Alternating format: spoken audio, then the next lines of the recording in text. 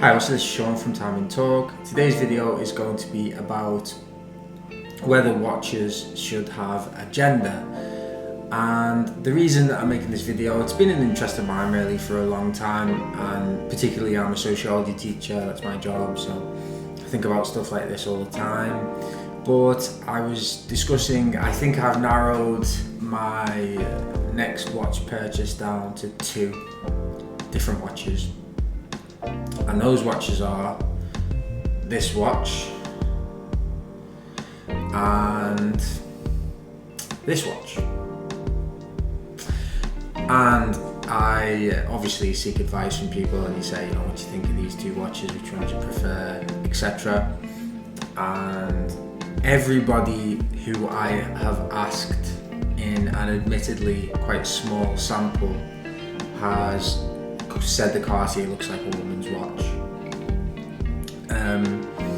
and it is marketed by Cartier as a woman's watch. It's in the ladies section of the website, and I guess perhaps it's the strap. I'm not good with colours, so I don't know. And the JLC actually is. I don't think that's marketed as a particular gender on the website, but it is very, very small for a man's watch. So it led me to thinking, should watches have a gender? Should they be marketed to a particular gender? Should they have a label in the AD when you go into them, saying this is a lady's watch, this is a man's watch? And I've been thinking about this for a while, because I remember one example of this was I was in the gym one day on the treadmill or something like that, and there was a TV in front of me, and I saw an advert. It was a Breitling advert, and this Breitling advert was there was pilots and planes and loads of masculine men about, and then all of a sudden on the screen came a load of women in bikinis, I think they were, and I was thinking, this is really, really unnecessary. I get it, I already understand the majority of Breitling watches are sold to men, and then it's a manly brand. You don't need to tell me in this way. And also I remember reading an article on Hodinkee about how this kind of idea of marketing watches as having a gender is kind of old-fashioned, and you should just let people buy what they want and things like that. It's not necessarily about the gender, it's about what you like and things. And as well, in Revolution Watch, they said the same thing. I think at the release of the Cartier Tank Must, they were basically saying that Cartier is a genderless company, and their watches work for men and women, and a man and woman could both wear the same watch and that would be fine. It's interesting in the fact that the watch that I'm choosing, one of the possible choices is a lady's watch, and it is in the ladies section in the Cartier website.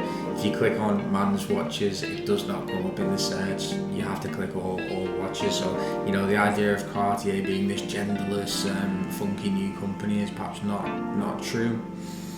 So I'm interested to hear what you think about that, and what you think about the idea that should we remove all gender labels from watches, and then maybe people will be able to buy just whatever they want? Or is it a good kind of guide for people when they go shopping, particularly I guess if you're buying for somebody else? Is it necessary? I guess if you look at the watch world, and I don't have any statistics on this or anything, but the vast majority of men, I would bet quite a lot of money on, wear a man's watch, a watch that's labelled as a man's watch and that's sold and marketed primarily at men.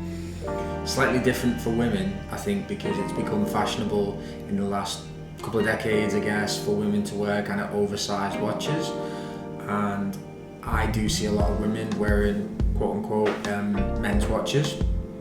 But it's kind of interesting because I guess the watch world is dominated by men, and most of the channels on here and the famous watch channels and the famous watch publications are primarily marketed towards men. And if you think about a watch icon or many of the famous watches, a lot of them are marketed at kind of manly things, diving or being a pilot or climbing a mountain or timing racing cars and space journeys and things like that.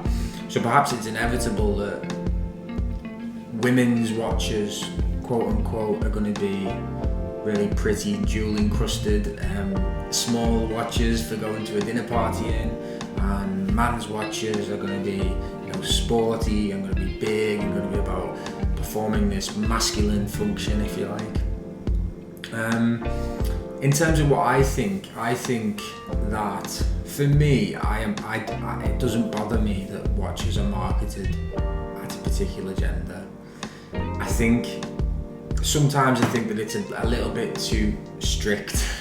So for example, I have a tiny wrist, and when I'm looking for a watch, a lot of the time, particularly for certain brands like Cartier, JLC, I would look at the smaller watches, and they often do have the label of being ladies' watches on them. And I think the thing that will bother me as someone buying a watch is, for example, say I was going to buy a 22mm JLC Reverso.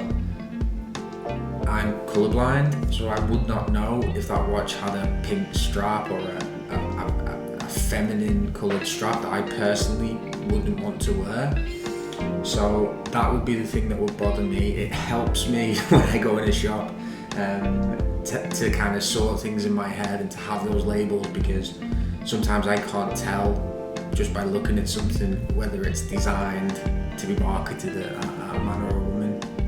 And that's the same with everything really. If I'm going to buy a pair of trainers, I like, these are for men, these are for women, because it helps me to choose, because I want to wear stuff that's made for men and I can't tell the difference between certain colours. So I do think it's too strict sometimes. Like for example, that Cartier Tank Americaine, I think perhaps it's the bracelet, perhaps the colour blue. I think it's blue.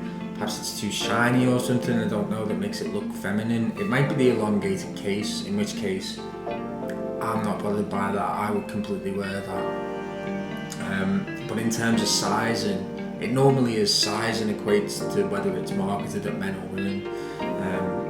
And for me, having a small wrist, I can't wear some of the men's watches. For example, I could not wear the Cartier Tank Must XL. Past a certain, I couldn't wear the large Tank Americaine. It would look silly on my wrist. So I have to go for the quote-unquote ladies' watches. But yeah, I just thought, like, quick little video on an interesting topic. Well, I find it interesting anyway. Tell me what you think about the idea of removing gender labels from watches. I mean, there are some watches that the vast majority of men would never wear, and I think there are some watches the vast majority of women that would never wear. But I don't see a problem with people mixing and matching and things like that. Yeah, so if you like the channel, please subscribe, and if you like this video, please give it a like, and thanks very much for watching. Bye bye.